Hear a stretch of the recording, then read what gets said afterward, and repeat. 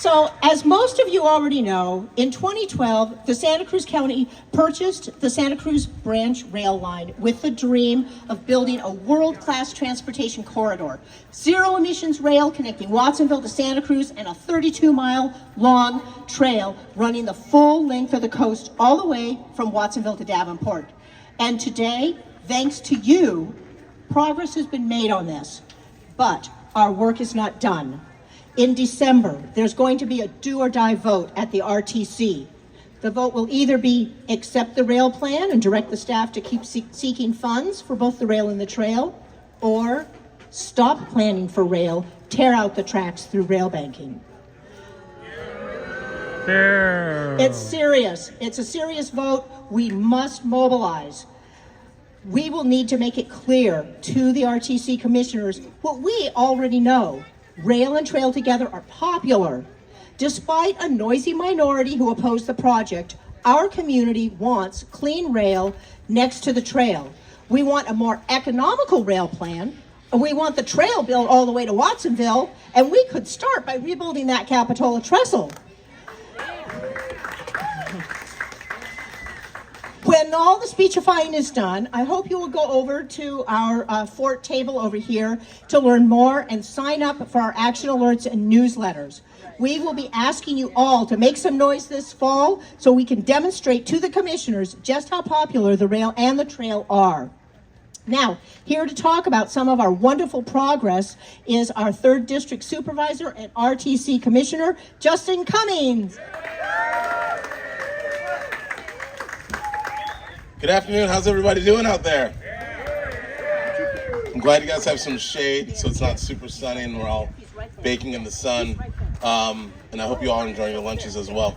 My name is Justin Cummings. I'm the 3rd District County Supervisor, former Mayor of the City of Santa Cruz, strong rail proponent and trail proponent here in Santa Cruz. And, you know, Sally just touched on, in 2012, our community purchased this rail line with the hope that in the future we'd have rail. They didn't purchase it to pull out rail. They purchased it for rail. And so all the conversations that people are having about ripping out the tracks, that's not why we got the funding for that rail line. We got the funding for the rail line to figure out how we can put rail in. And in addition to that, we want to put a trail right next to it. And I want to say that as the 3rd District County Supervisor, in the 3rd District, we're almost done. When I first got on the City Council, we had just put in the trestle next to the boardwalk. Since being on the City Council and now being on the County Board of Supervisors, I've seen the groundbreaking and the finish of our the section on the west side. We've seen us complete the section that goes from California and Bay down to the boardwalk. And in March of this year, we will be done with the segment that goes from Wilder to Davenport. And I want to say a big reason why we've been able to accomplish all of that is because of all of you who've been there advocating and promoting, calling on our elected officials, asking for funding, making sure that we're continuing to make progress, and that is what we've done. And I want to give a huge thanks to former Supervisor Ryan Coonerty for all of his work and all of his staff's work, and to Jimmy Panetta, because last year we reached out to Jimmy Panetta to see if he could help us secure the funding to get the segment from Wilder to Davenport, and he did that for us. And if he hadn't done that for us with the Trump administration, we wouldn't have that funding today. We wouldn't have that funding. We would not have that project right now. And so what that means, though, is that as county supervisor, we keep getting all these emails from people. Now they've heard it's going to cost $4 billion for this Cadillac rail project to come into play. And so everybody's saying we need to just rip out the tracks. And for me, what it says to me is that we need to be innovative. We need to figure out, how can we cut costs? How can we make this cheaper? Who can we go to get the funding to make this happen? People are saying 12% sales tax. We don't have to tax ourselves. Let's figure out where we can get the money to come from. Let's be creative, right? We're Santa Cruz. Come on now. So I say all that because we're going to need your support now more than ever to make sure that we don't go backwards in time, that we don't get ourselves into lawsuits over ripping out tracks. and we're not violating the reason why we got the funding in the first place, which is to move forward with rail. So let's keep the rail moving forward. And I know that with you all working with us and us all working together, we can make it happen. So let's do it. Thank you so much, Supervisor Cummings. So, our next speaker is well known to all of us. He has been a county supervisor. He has served in our state legislature, and he was our county treasurer. Today, he's one of our RTC commissioners. Please welcome Mayor of Santa Cruz, the Honorable Fred Keeley.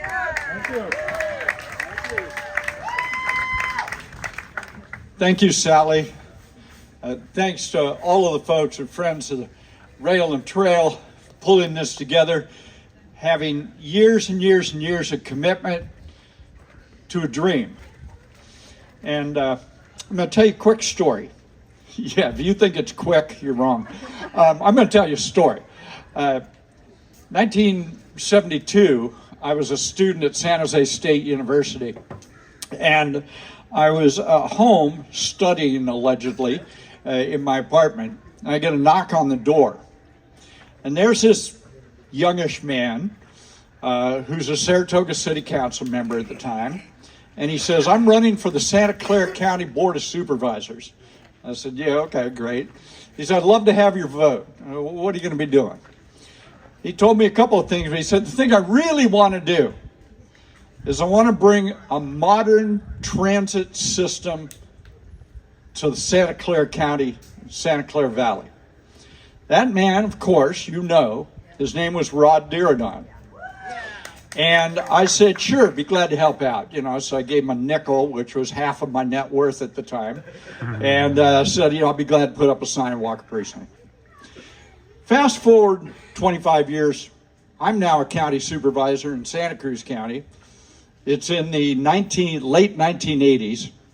I have a corollary, a friend over in Santa Clara County named Mike Honda, who was county supervisor. Went on to go become a member of Congress. We served together in the legislature and so on. Mike and I got together and we were talking. We said, what should we do? We should really think about what we can do between our counties relative to transit and transportation, especially rail. And we said, let's go see Rod. So we go see Rod Dirodon, who now is the gray eminence at that point of transit, transportation, light rail, being recognized throughout the country, under consideration in 2 consecutive Democratic administrations to be Secretary of Transportation. He ends up having the Mineta Institute for Transportation. He becomes the executive director. He is the holy grail you want to go talk to. So Mike and I go and we spend some time with Rod. Rod gave us 2 pieces of great recommendations and insight into this work. 1, if you think this is going to happen in a year or 2 years or 5 years, get over yourself. These projects take time. They are enormous land use planning projects. They are enormously complicated with regard to funding the capital side and the operations and maintenance. But what you cannot do if you want to do this is give up. Let's have some of your He said, I guarantee you are going to get into situations which are going to look very dark and very hopeless because some administration who's sitting there now doesn't like something that's part of what you're going to do. And you're going to think, oh my God, we're not going to get funded under this administration. Gee, what if the state and the feds align at any point along the line and don't really want to do this? Rod said, if at any point along that you say this particular hurdle is too high to get over, he said, you will never get the project done. He said, so what you got to do is believe in your dream. You've got to believe in it. And where are we right now in our dream? Some people would have you believe that where we are in our dream is that it's become a nightmare because a number was thrown at it of $4.2 billion. That should surprise no one. These are enormously compound, complex projects. And you don't build them for the next 5 years, the next 10 years, or the next 20 years. You build them for the next 75 to 100 years. That's what you're doing. And so visionaries like Rod Diridon will always buck you up. They will say to you, stay with it. Look at what's been done already. Our opponents say, look how much money you've wasted already.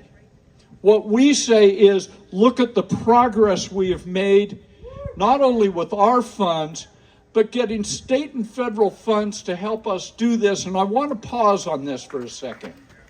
All too often, when we talk about state and federal funds, it's like it's somebody else's damn money. This is our money. We pay billions of dollars over time in state and federal taxes, in gas taxes, in excise taxes, in our community, and we export those to Sacramento and Washington, D.C. This isn't somebody else. This is our money we're clawing back in here. This is our money for our projects, for our future, for our dream. Next, we don't have a project yet. For those that want to stop the project, we don't have a project yet. You only have a project once you've finished the EIR and selected a project alternative. We're not near that. Our next challenge is getting the money for that, to be able to do the environmental work that explains, here are the constraints of the project. That will then be when the RTC selects a project alternative. At that point, we can have the debate about whether that project, which will have an assigned cost to it, where we can begin evaluating what our local share costs, that's when we can have the debate. It's not ripe right now. It's not my fault, and it's not your fault that Greenway put a stupid ballot measure on before they ever should have, and got 74% of the people in the city I represent say, no, don't stop. Keep putting one foot in front of the other. As the mayor of Santa Cruz, I don't have one piece of evidence that says to me that the majority of the people in the city of Santa Cruz want me to slam the brakes on this. That isn't at all what they want. What they want is for all of us to keep putting one foot in front of the other until we get to a point where we can agree this is a decision-making moment. We are not at that point. Don't let anybody try to convince you we are at that point. We are not at that point. The right thing to do is what the voters told us to do in the original Measure D. Keep putting one foot in front of the other. We want the benefit of the bargain. Sure, we're going to widen Highway 1. Sure, we're going to give some money to Metro. Sure, we're going to do this. But the bargain was also we get a rail and trail. That was the deal. Don't negotiate against ourselves and give that deal away. So we need you to buck us up at the RTC come November and December. We will do our job knowing that you have got our backs to get this job done. Thank you, Roaring Camp, thank you, Fort. God love you all.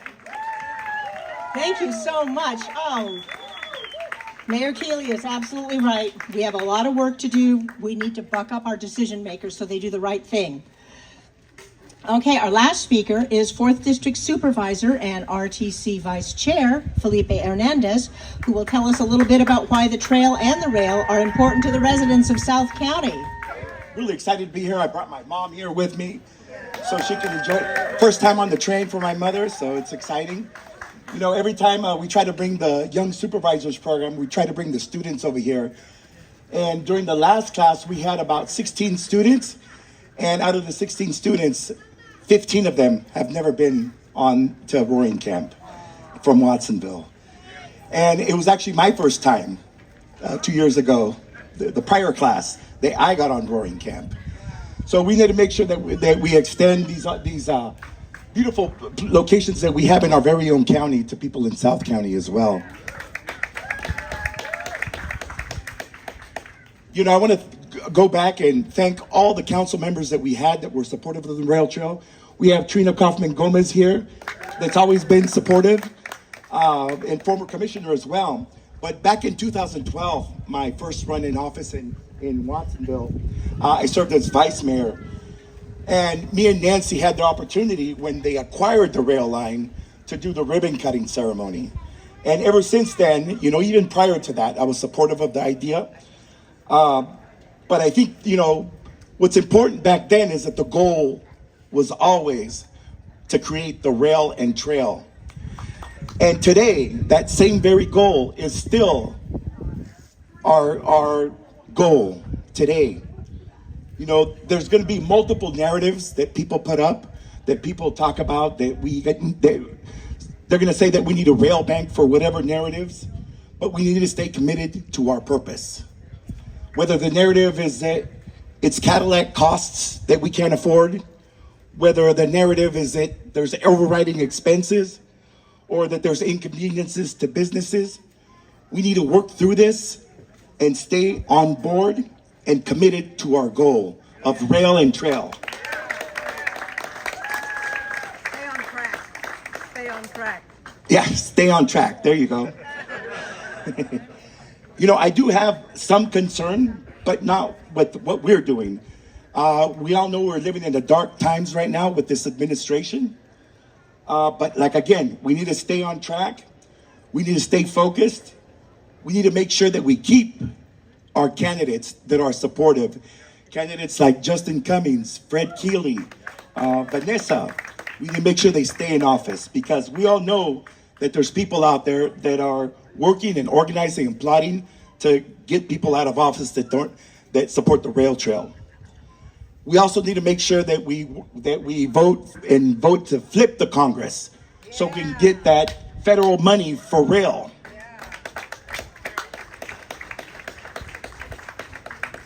So we got to stay on course on rail trail. I'm going to do this chant. It's in Spanish. I want everybody to follow along.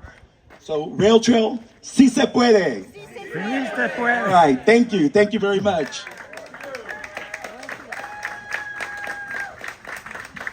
Thank you so much. All right. Well, as Fred Keeley already told us, Rod Diridon, yes, that Rod Diridon of the Diridon Station is in the house. Oh my gosh.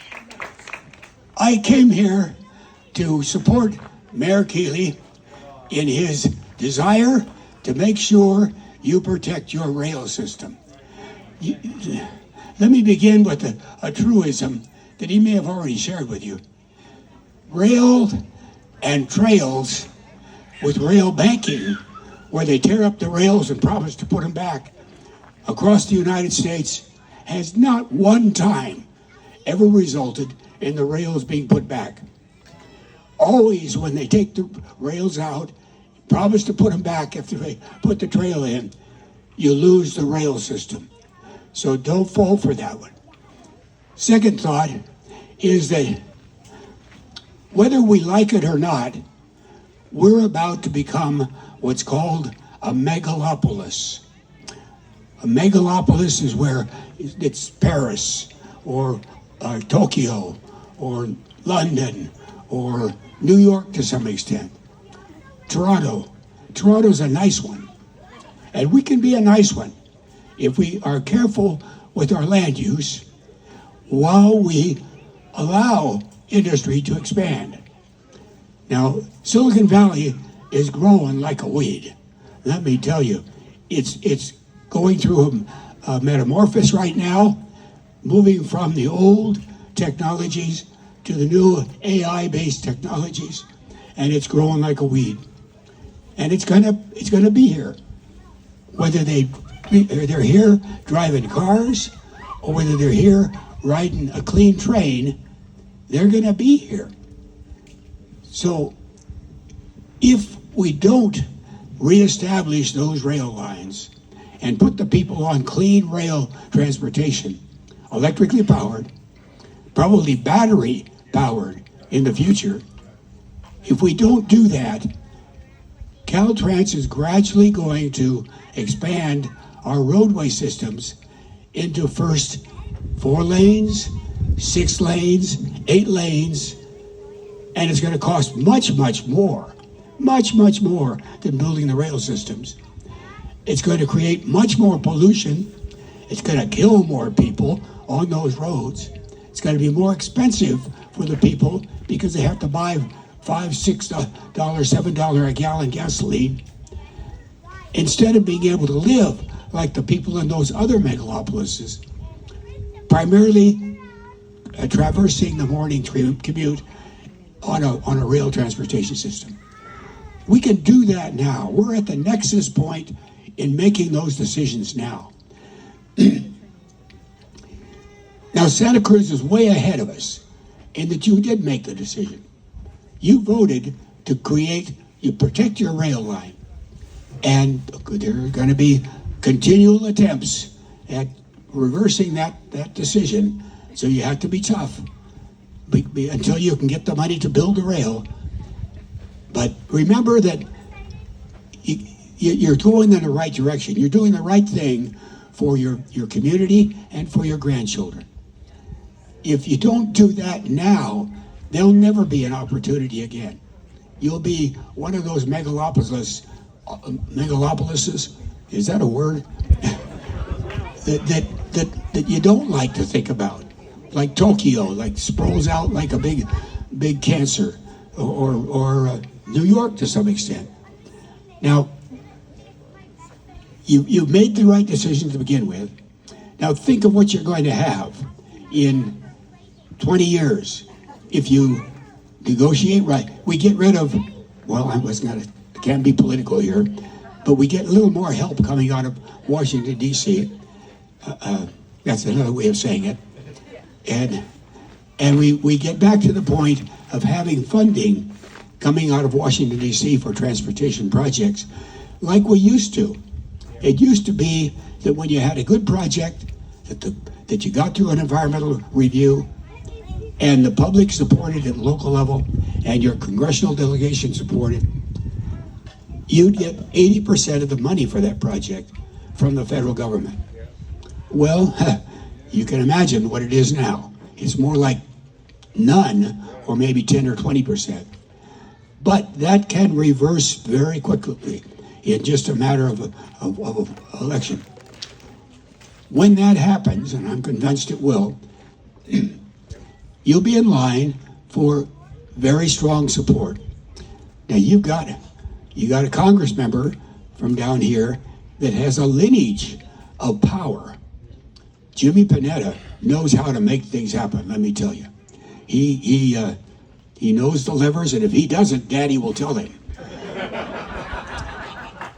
So you've got a great opportunity with the power in the right place, your planning coming together at the right time, to be one of the good megalopolises, a Toronto type, where the environment is protected, you have people coming in and out of your community on electrically powered rail every day rather than overwhelming your highway systems, and making your people comfortable.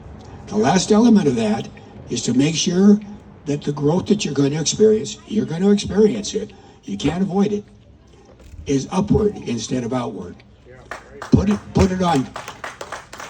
It's called transit-oriented development, TOD, and put it on top of the train stations. Build up 20, 30 stories right on top of the parking and the train stations, and you're going to accommodate thousands and thousands of new people here in that kind of a development, and it won't ruin your open spaces around your communities. So give that a kind of a systematic thought, the whole thing systematically, and you're going to continue to have one of the nicest places in the world to live, as you do now.